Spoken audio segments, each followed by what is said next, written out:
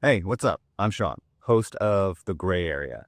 For the show this week, I'm talking to Cory Doctorow. He's an author, a journalist, a science fiction writer, and he's got a new book out called Enshittification: Why Everything Suddenly Got Worse and What to Do About It. It's a fun book, but it's also a serious book and a smart book and a probing book. It explains why so many of the technologies and platforms we use continue to get worse and worse in similar ways and for similar reasons. He lays it all out. I love the conversation. I think you will too. Check it out, and I'll see you next week. Cory Doctorow, welcome to the show. Thank you very much. Pleasure to be on. Let's just start with the basics here, Cory. What is enshittification? Give me your cleanest definition. Sure. Well, a little context here. I, for my entire adult life, or at least the majority of it, have worked for the Electronic Frontier Foundation, a nonprofit that works on digital rights. And these are very abstract, technical questions. They eventually become very concrete and immediate, but that's usually when something terrible has happened to you. So the challenge is to get people to care about it beforehand. And so enshittification is not a new idea. It's really an encapsulation of decades of things that I've been trying to get people to care about. But it turns out that when you start swearing, it's kind of a magic combination and people start paying attention to it. The formal definition of enshittification is both a kind of descriptive and theoretical idea. So descriptively, it describes how platforms go bad, that first they're good to their end users. They find a way to lock those end users in. And then they make things worse for those end users because the lock-in means that the end users are unlikely to depart. They use that new surplus to make things good for business customers. They lock those business customers in, making them dependent on those end users. And then they make things worse for the business customers too. And then they turn into a pile of shit. This, I think, is a process that many of us can recognize in platforms as diverse as like Uber or Google. But what is, I think, more interesting and important is the theoretical work on why this is happening now. How come all these platforms are doing this now? So when would you say the great enshitting officially began? If you had to mark the era, where would you start? Not that it's that neat, but where would you start? Well, like you say, it's not neat. I think the defining characteristic of enshittification is not that things got worse, but that we kept using them after they got worse. And so that makes it hard to find a demarcation point. There's definitely like moments where we can say, oh, this is definitely post-enshittification. Like 2019, we see in the court records from the Google antitrust case last year that these two executives at Google had a fight. There was the head of Google Search, a guy called Prabhakar Raghavan, and the head of Google Search Technology, a guy called Ben Gomes, who'd been with Google since it was like one server under a desktop and had built out all their server infra. And Raghavan had this idea to make search growth come back after the company had achieved a 90% market share, after which it's very hard to grow, by making search worse. So you'd have to search more than once to get your answer, and they get to show you more ads. So, clearly that is enshittification, and clearly most of us are still using Google today. But I wouldn't say that that's like the moment it happened. So why do we keep using shit after it gets worse? Why don't we just quit and move to something that isn't shit? So I think there's a kind of galaxy brain version of this where it's like stage one, it's because consumers are dumb and you like shopped wrong. And if only you shopped better and been willing to pay for things rather than getting them ad supported, everything would be fine. Because if you're not paying for the product, you're the product. This is obviously wrong. It's not just that the platforms were greedy or that VCs were greedy, because VCs have been greedy and platforms have been greedy forever. So I think the thing to understand, the thing that changed, is that the constraints on firms changed, the things that punished them when they did poorly. And one of them was competition. So it's very hard to take your business elsewhere when there's nowhere else to take your business. As Tom Eastman says, I'm old enough to remember when the internet wasn't 5 giant websites filled with screenshots of text from the other 4. And the cartelization of the internet was downstream of a bunch of very explicit policy choices to support monopolies. We have the Chicago School in the 70s and 80s saying monopolies are efficient. It's perverse to punish companies for having products so good that we all use them. Antitrust enforcement is a fool's errand. And, you see that proceeding over the decades since, with the result of increasing concentration everywhere.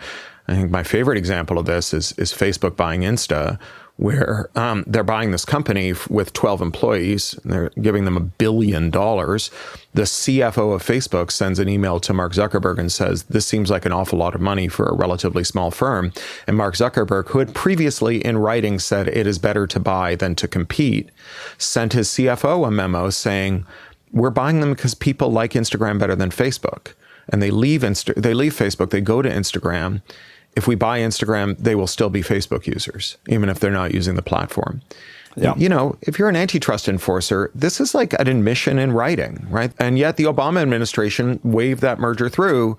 In fact, they presided over so many of these anti-competitive mergers, just like the Bush administration, just like the Trump administration, and so on. Let me hold you on the Sure. the monopoly competition point, because we're going to get there. I just want to.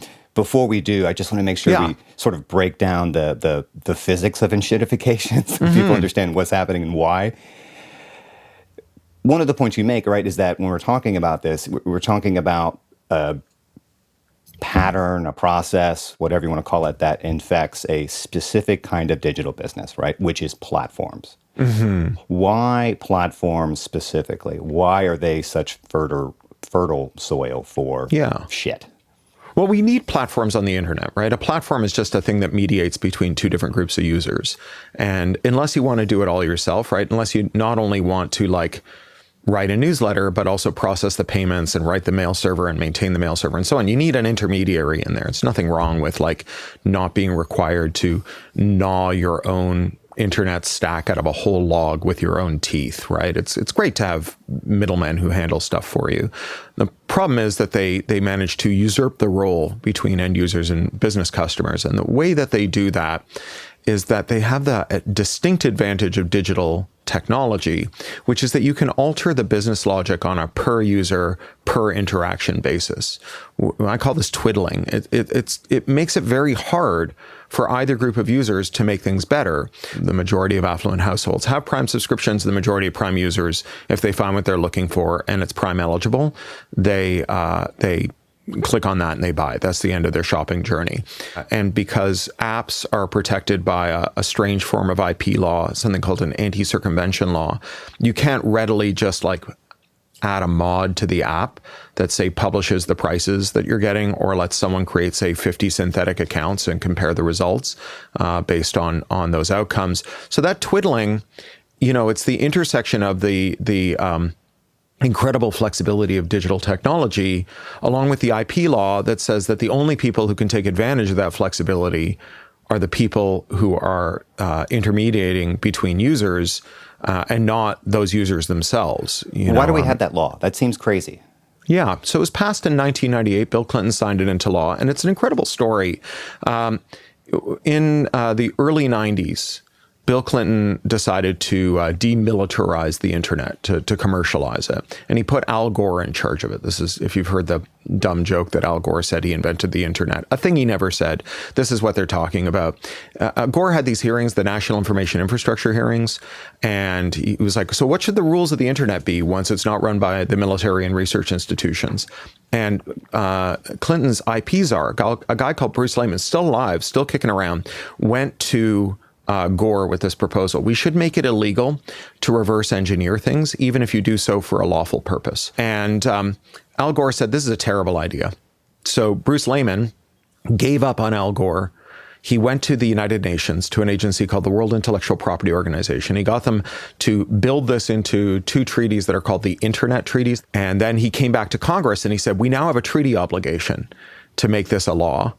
In his own words, he said he did this to do an end run around Congress. He knew that this was unpopular. Great. And he got it to happen. And then because the U.S. had now agreed to hobble its own businesses, because you have to understand, you know, if someone's using these kinds of software locks like to stop you from refilling an ink cartridge, and then they're raising the price of ink, it's natural that someone else would want to enter the market and offer cheaper ink. And that's like a business opportunity. And so the US had said, well, none of our companies can take advantage of this business opportunity.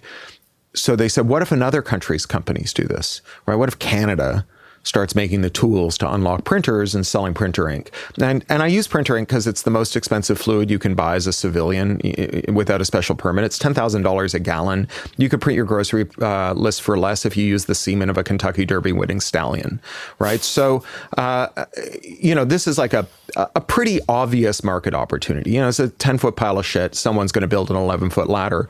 So the U.S. went around to every one of its trading partners and said, we will impose tariffs on you unless you enact a law like this. So Canada got it in 2012. The EU got it in 2001 with the Copyright Directive. Mexico got it in 2020 with the US-Mexico-Canada agreement, the sequel to NAFTA that Trump negotiated. So you see this now just all over the world, that everyone's just agreed that if you can extract rents with a software lock, no one's allowed to unlock it, even if it would otherwise be illegal, even if otherwise that would be a totally illegitimate thing to do. So are we just talking about platforms here? I mean, or should we think of this as a more general period of decline? In other words, is everything kind of sort of enshittifying? Well, here's the thing. This is the bad news about enshittification, is it's coming for every sector, right? If Jeff Bezos wants to change the prices on Amazon Fresh, he can move a slider. If he wants to change the prices at Whole Foods, he needs an army of kids on roller skates with pricing guns. But now we're seeing the rise of digital shelf tags, e-ink shelf tags. And so you can see how enshittification will get everywhere because everything is being digitized and therefore platformized. And this is twiddling? Is this what you're describing? How the prices that's twiddling. Yeah. It was like when Wendy's announced that they were going to charge you more for burgers on busy days at the drive-thru and do surge-priced burgers, right? These are always trial balloons. So is it happening? Maybe. There's a lot of stuff that happens in the shadows. Could it happen 100%? Would we know if it was happening? Not unless we make it legal to reverse engineer these apps and look inside of them so that we can see what's going on. So are we just in this weird era of techno-feudalism where platforms aren't really competing, aren't really acting like normal businesses, that they're instead just rent extracting landlords? It's definitely the case that that's what they aspire to. And again, like, that's not new, right? Capitalists always say, oh, we love competition while they're on their way up. And then when they reach the apex, they're like, no. We have to prevent you from loading software of your choosing and collect 30 cents on every dollar that the app makers make. But not for us. It's for you. It's to protect you, because you might download malicious software unless we get to decide what you can download. So, I think that there is that aspect of things, and I think that identifying this as a systemic problem is really important. One of the things that early reviews of the book said, which is, I think, totally right, is it was frustrating that there weren't any individual solutions at the end, right? There wasn't a 20 ways you can prevent climate change by recycling harder at the end, right? It just said, these are systemic problems. Here are the policy answers. And, getting policy change is hard. But I'll tell you what, there is something amazing that's happened in this decade. So if you ask a political scientist, they'll tell you that the things billionaires want are what we get, no matter how unpopular they are with the public. And that the corollary is true, that the things that billionaires don't want never happen, no matter how much the public wants them. But since 2018, 2019, all over the world, there has been this massive surge of antitrust enforcement. We saw it in the EU and the UK and some of the EU member states like France and Spain and Germany, Australia, South Korea, Japan, and China, all brought in these big, sweeping, ambitious antitrust enforcement actions and new antitrust laws, not just about tech, but especially about tech. And I don't think anyone has an explanation for this. It from a political science perspective, it's like the law of gravity was repealed. It's like water started flowing uphill. And what's even weirder is no one seems to have noticed, because it is pretty wonky. And they're like, well, I guess something changed. But what changed, I think, is that enforcers and politicians started to recognize that there is an inchoate but undeniable and unavoidable public rage at the abuses of corporate power. And it created a kind of political tailwind where people who maybe they'd been around for a long time saying, this is what we need to do, suddenly found that they were pushing on an open door because there was so much public sentiment in favor of it. And, I'm trying to say that there's room for hope here. It is terrible to think that the only way we can resolve this is by getting involved in civics. You know, the Electronic Frontier Foundation, we have this national network of local groups, the Electronic Frontier Alliance, efa.eff.org. You can get involved in your community. There's political parties, there's other charitable nonprofit groups that are involved in this. And it's frustrating to say, oh, I'm going to have to go to meetings and like call my congressman and try and do something about politics in a country where the rule of law is collapsing. That's depressing. Can't I just buy something? But I don't think you can just buy something. If that were the case, we'd be buying it. Support for the show comes from Bombas. You know those songs that make you just want to run?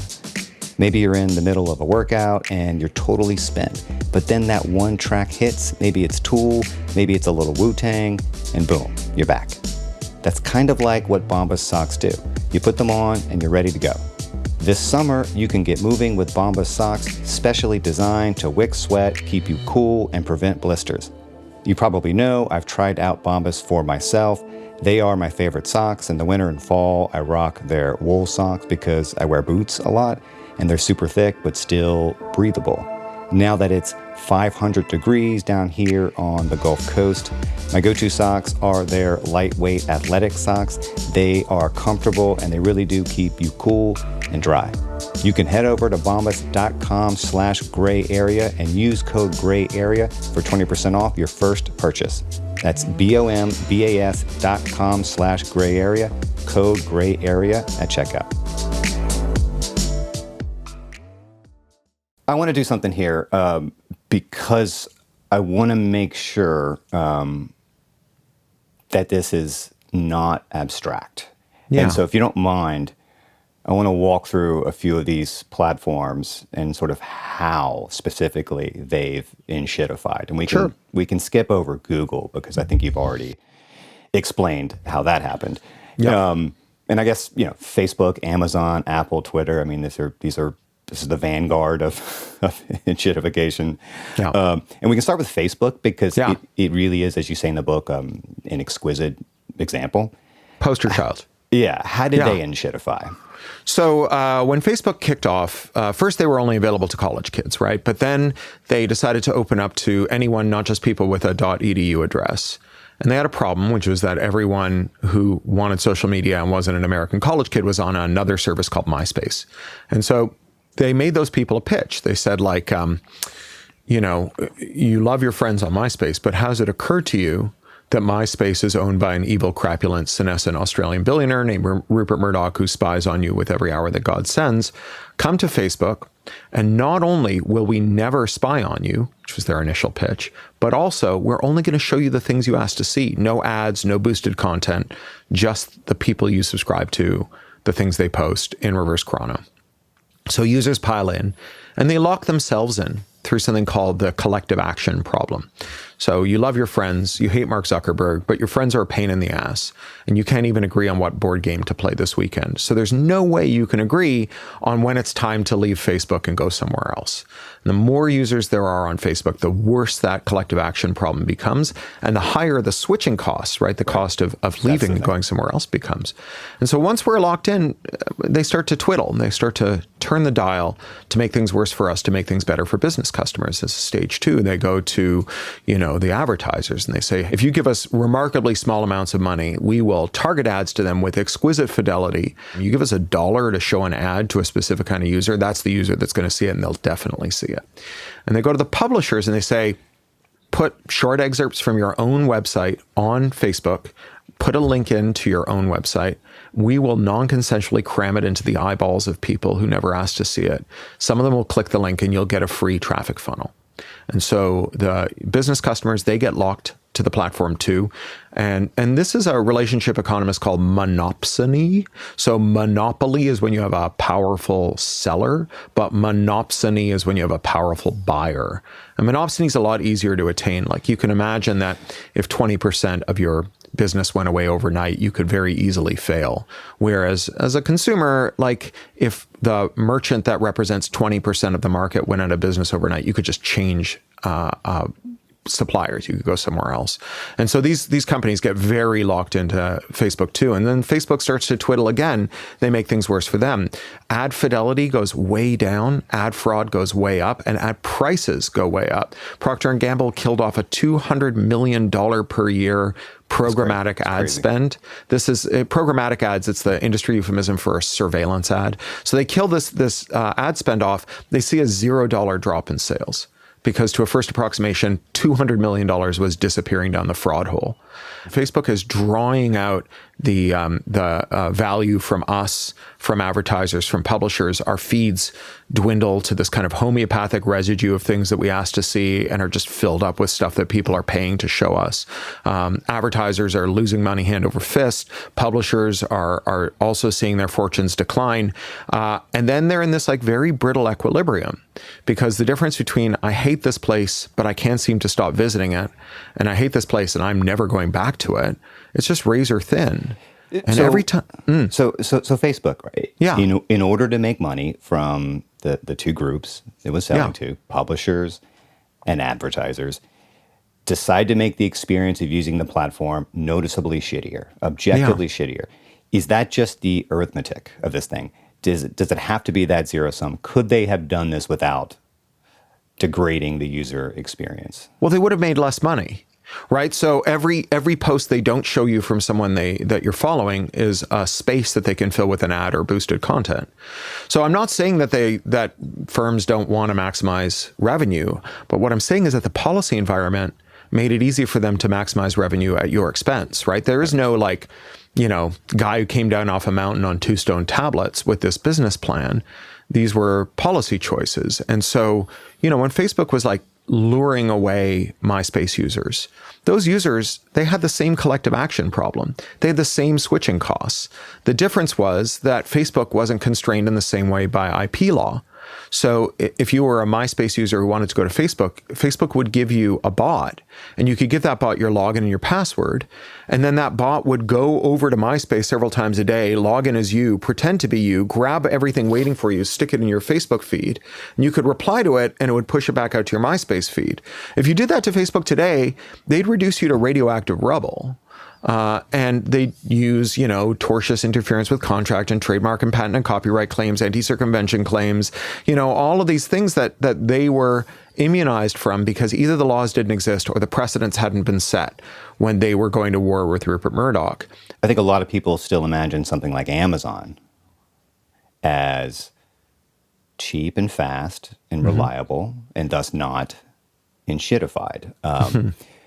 But that is very much not the case, right? Give me the capsule story here. What should people know about Amazon's enshittification? So you may know that our economy is mostly consumption driven, right? So most of our GDP comes from people buying things. And as wealth inequality has gotten worse over the last couple of decades, the share of people who buy most of the things has dwindled. And the vast majority of those households have a Prime account, which means that if you want to sell stuff, you need to be selling on Amazon. And to sell on Amazon, well, you can just set up a storefront, but if you want people to find your products when they search for it, even if they search by name for your product, you need to opt into Amazon's most expensive programs. So there's things like Fulfillment by Amazon and Prime, but there's also Amazon's so-called advertising business. Now, it's funny, when I wrote the book, the advertising business was ringing up about $32 billion a year, but it's up over $50 billion in 2024. So it's growing really fast for Amazon. Billion. Yeah. And so we call this an advertising business. It's not advertising. If you are old, you will recognize the word payola. And that's what it is. It's payment for search placement. So if you want to be at the top of the search results on Amazon, you have to outbid other people bidding for that search result. And what that means is that the person who gets to the top is not the person with the best price or the best match. It's the person with the deepest pockets. And oftentimes the way that you can afford the ads is by spending less money on product quality and charging more.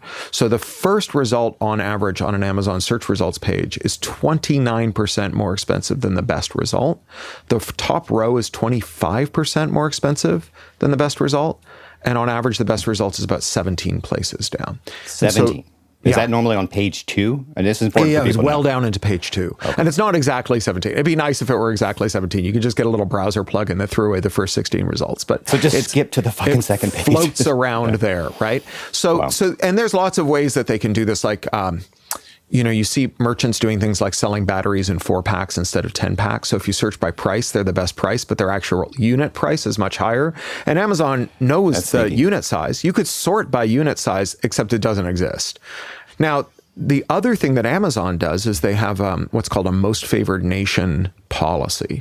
So MFN policies say that you have to offer your best price on this platform. You can't charge less somewhere else. So this is a thing that, like, say, pharmacy benefit managers do a lot. This is why we have very high drug prices, even in generics, is because of MFN pricing. And for Amazon sellers, it means that if you raise your price to recover these junk fees, but when you do that because of most favored nation, you have to raise prices elsewhere. So Walmart, Target, mom and pop stores, even your own factory store has to price match Amazon. And you may have gone and like seen, I don't know, I have a cool set of waterproof headphones I swim with and listen to audiobooks when I swim. If you go to the maker's store, they're just selling an Amazon link. They have an Amazon affiliate link because then they get like whatever 3% back from their affiliate deal with Amazon. They're not even selling them to you because they can't charge less than they charge Amazon. In the case of Facebook, the answer to the question, well, nobody's putting a gun to your head. You don't have to use Facebook. You could leave. And the reply is, well, yeah, but the social costs are pretty high.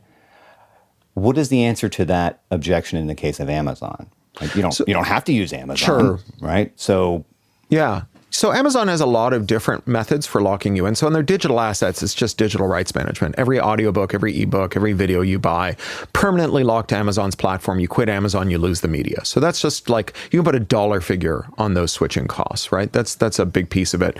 Amazon gets you to buy your shipping a year in advance. That's what Prime is, right? And so there's this kind of economic rationality if you've already pre-bought a year's worth of something to use that thing. And then in Amazon's digital businesses, they want them all to be subscriptions. And so, if you're an Audible subscriber, as opposed to someone who buys the occasional audiobook on Audible, the book you want to listen to this month, you've already paid for because you bought a book every month. And so you'd be nuts to go and pay, there's some really good Amazon competitors like Libro.fm, which is DRM free and supports local booksellers, but you're a subscriber to Audible. And of course, Audible uses that market power to get a lot of exclusivity deals. So there are a lot of big titles that you can only get on Audible. There's lots of other ways they do this. I mean, one of the most sort of pernicious ones, it's a little like what Uber did by selling below cost for a long time when they first started out, by locking in sellers and by dominating their market. They have devastated real world competition. So with Uber, you probably just can't get a cab in your city unless you live in one of a couple big 3 cities in America. I live in Burbank, California. I got off a train at the train station. And there was no cabs in the cab rank. There was no one answering the phone at the cab company. There's only 12 cabs left in Burbank. The bus service on Sundays had been ended because everyone took Uber. And then the Ubers were only available as an Uber Black, and it was $96 to go a mile and a half to my place, but it was 115 degrees out and I had a suitcase with me, right? So you could do other things. You could walk, you could call a Los Angeles cab and see if they'll dispatch one to Burbank. You could, there are alternatives, but the alternatives suck.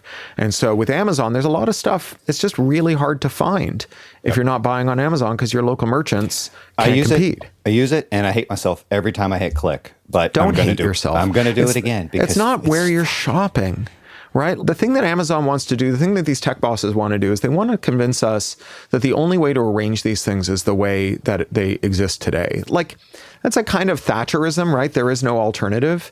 You can absolutely peel these offerings apart, and wanting to have the good part of these services, your friends, a reliable phone, place where you search to find everything you want to buy, that's not a sin, right? Like, it's not like you're taking that extra time that you're scoring from that and using it to like hunt spotted owls, right? You're like using it to live your life. And, you know, Zephyr Teachout, the great antitrust campaigner and law professor, who ran for governor of New York a few years ago. In her book, Break 'em Up, she's got this section in the back where she's like, stop worrying so much about where you shop. Like, if there's a big protest down at the Amazon warehouse and you miss it because you're just driving around looking for an artisanal stationery supplier to buy the markers and the cardboard to make your sign, you know, because you don't want to buy it on Amazon, Jeff Bezos wins that round. Right? You're not an ambulatory wallet. It's the least effective way to make changes by voting with your wallets. For one thing, the people with the fattest wallets win those elections. And statistically, you don't have a wallet fatter than Jeff Bezos's. Confidence shouldn't be complicated, and through Hims, it doesn't have to be. You can skip the guesswork and get access to care that actually fits your lifestyle, which means care that's straightforward, stress-free, and designed around you and your health. Hims brings expert care straight to you with 100% online access to personalized treatment plans that put your goals first. If prescribed, Hims can give you access to personalized prescription treatment options for ED like Hard Mints and SexRx plus Climax Control.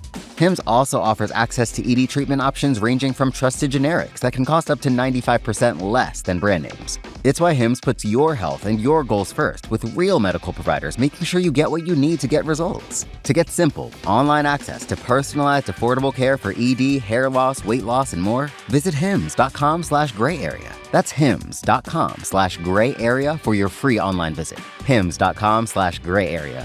Actual price will depend on product and subscription plan. Featured products include compounded drug products, which the FDA does not approve or verify for safety, effectiveness, or quality. Prescription required. See website for details, restrictions, and important safety information.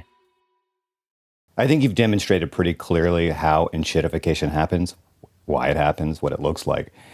I would like at least to attempt to say something about how we might reverse this. You talk about how we need obviously strong antitrust enforcement. We need actual regulation that's got some teeth. We need the ability, the right to move between services. Workers need more leverage, more power. Of those four, which do you see as the most achievable right now? Like, what is the lowest hanging fruit we could go after first? Well, in the U.S., you know, we had for a while in the Trump movement some antitrust fighters. People like Ted Cruz, who co-sponsored antitrust bills with Elizabeth Warren. You had J.D. Vance, who called himself a conservative for Lena Khan, who was the head of Biden's antitrust division, and Matt Gaetz. And those people have either changed their tune or kind of disappeared off the scene. These days, as with so much in the Trump system, it's very transactional, right? If you want to get approval for your broadcast merger, you take Jimmy Kimmel off the air. So I'm not confident about antitrust here, but I'm very interested in antitrust everywhere else, because one of the things that the Trump administration is doing is the thing they used to accuse China of doing, which is using American tech companies to project soft power around the world. So you have Microsoft, for example, telling the EU that they will not and cannot guarantee them that they won't expose state secrets in Microsoft's platform to the US government secretly if they get an order to do so, right? And so the EU is very interested in getting the hell off of American platforms, and they're doing some pretty muscular antitrust. Here in the US, I think tech workers are waking up to the fact that they are workers. They're not temporarily embarrassed founders or entrepreneurs in waiting, and that their bosses don't think of them as peers, that their bosses think of them as a problem to be managed. You saw 500,000 layoffs in the tech sector. I think all the talk about AI and vibe coding, it's just a PR campaign to convince tech workers that their jobs are more precarious than they used to be and that they should stop being so mouthy and uppity. You know, that the average tech worker in Silicon Valley generates $1 million in revenue for their employer, right? And when they were in short supply, it was really easy for them to hold their employer's feet to the fire. That's not true anymore. And working conditions in the tech sector are in free fall. And we know what tech bosses do if they're not afraid of a worker, right? We know how they treat the workers they think they can replace. You know, Tim Cook became the CEO of Apple by overseeing the shift to overseas contract manufacturing in China. And so I think tech workers are starting to wake up to this. And while it would have been better if they'd used their power to form unions 5-10 years ago, it's never too late. And I understand that the Trump administration has fired the majority of National Labor Review Board members so that they can no longer form a quorum and they can no longer enforce. But Trump has got the causal arrow going backwards. He thinks that the reason we have unions is that we have union law. But this is obviously wrong and ahistorical. There were illegal unions long before the law legalized them. And the passage of the National Labor Relations Act existed because workers broke the law and struck and did sympathy striking and maintained picket lines and maintained labor discipline. And the point of the National Labor Relations Act was not just to limit how bosses could relate to their workers, but to limit what unions could do to bosses. And Trump has fired the refs, and he thinks that that means the game is going to end. But I think what he's going to find out is that means there's no more rules. And so this is a great time for tech workers to be getting in touch with the Tech Solidarity and the Tech Workers Coalition and thinking about protecting themselves by having solidarity with all the other kinds of workers who are getting it in the neck right now under the Trump regime. So how worried are you about the long-term damage the Trump administration might do? As we were saying, the Biden administration was pretty aggressive on this front. Obviously, Trump is not many of these tech overlords we're talking about. We're sitting behind him on stage at his inauguration. These are his political allies. How much damage is he doing? Can he do? Can it be undone? I don't know whether it can be undone here in America, but, my friend Joey Davila says, when life gives you SARS, you make sarsaparilla. And the one thing that we can say about the Trump years, the second Trump years, is it's changing geopolitics, right? The Trump tariffs are a kind of rapid, unscheduled mid-air disassembly of the global system of trade. And when I was the European director of the Electronic Frontier Foundation working in 31 countries, the biggest impediment other countries had to making good tech law, privacy law, pro-competitive law, law that permitted reverse engineering and circumvention and so on, was that the U.S. Trade Representative would threaten them with tariffs whenever they proposed it. So here we are, happy Liberation Day, right? A deterrent only works when you're not using it. Once you use it, there's no more deterrent value. So, I'm, as I said, from Canada. Canada's response to the tariffs has been retaliatory tariffs.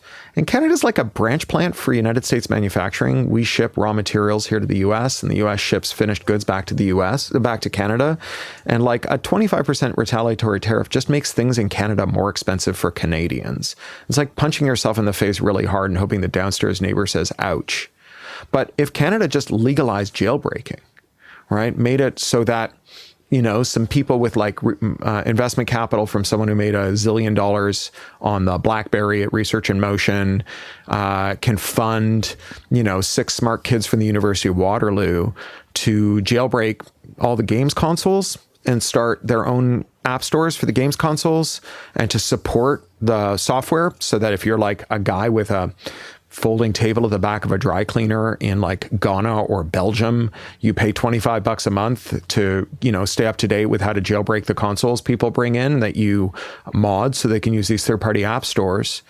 Then not only would Canadian games companies, which are a big part of Canada's economy, sell through that app store and not send 30 cents to Sony or to Nintendo or to Microsoft, but Canada could be an export powerhouse of software. And, one of the beneficiaries of this is going to be Americans, because you're going to be able to buy these tools anywhere you have an internet connection and a credit card. And Canada need not confine itself to exporting reasonably priced pharmaceuticals to America, right? They can export the tools of technological self-determination rather than just like dunking on Elon Musk for throwing Nazi salutes, a thing that he likes because he loves the attention. We could make it legal for mechanics to jailbreak Teslas and give you all the downloadable content, all the subscriptions, all the software updates for one price without a single dime going to Tesla, and really kick Elon Musk in the dongle. That's how you win a trade war. And I think that is the opportunity that we're in right now. And I don't know what the hope is for America, but I think there's in some ways more hope for the world than we've had in a long time. What do you think enshittification is doing to our politics? Yeah, I think that when you look at like conspiratorialism and nihilism, you often find a trauma story, right? Like, why don't people think vaccines are safe?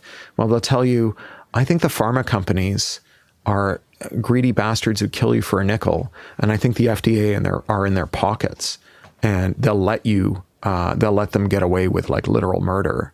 And if you live through the opioid crisis in which the Sacklers made over $10 billion, that's not an unreasonable proposition. And that regulatory capture, which is upstream from conspiratorialism, is downstream from monopolization. Right? Monopolization is what enables regulatory capture. When there's hundreds of companies in a sector, they have lots of different priorities, and they'll tell their regulators different things, and they will fight for different priorities.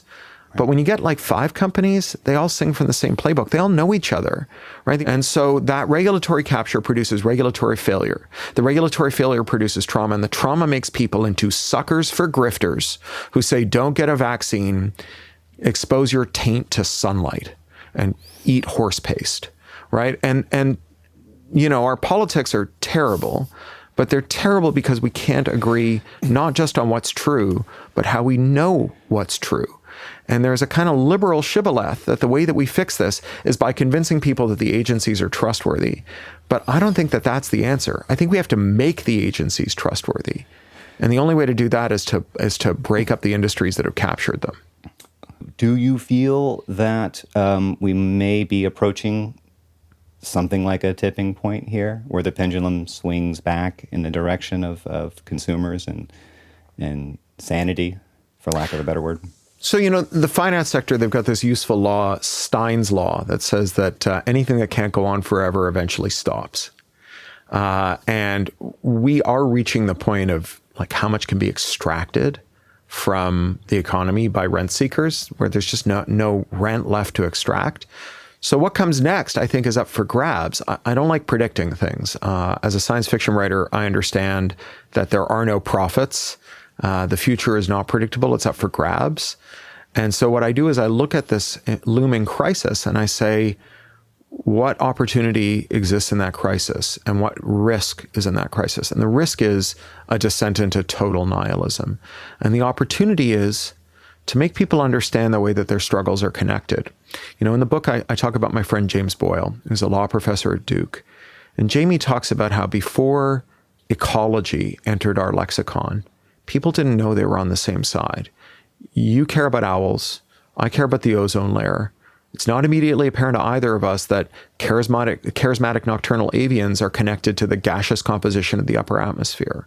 But the term ecology makes us understand that we are on the same side, even if we have different ways of expressing it. And I think the fight against consolidated corporate power is reaching a tipping point. And what we do about it next is up to us. Well, for people who are wondering what they can do in the meantime, EFA.EFF.org, the Electronic Frontier Alliance, join a local group that works on state and local issues related to digital and technological self-determination and the prevention of the total transformation of the internet into a system for surveillance and control. Get involved in rescuing the internet and making it a fit nervous system for a 21st century where we have to contend with the environmental collapse, rising authoritarianism, fascism, and genocide, where we can have the coordination tools to do that. I grew up wheat pasting posters to telephone poles in the middle of the winter in Toronto with a bucket of wheat paste and a bicycle. And I tell you what, if you think you're going to organize a mass movement that way, I want you to try a couple of overnights in sub-zero weather in Toronto with a bucket of wheat paste and tell me what you think the internet's good for after that. Once again, the book is called Enshittification, Why Everything Suddenly Got Worse and What to Do About It. It is as good a read as a book this infuriating can possibly be. So thank you for that, and thank you for coming in. Oh, I appreciate it. I had a really nice time talking with you.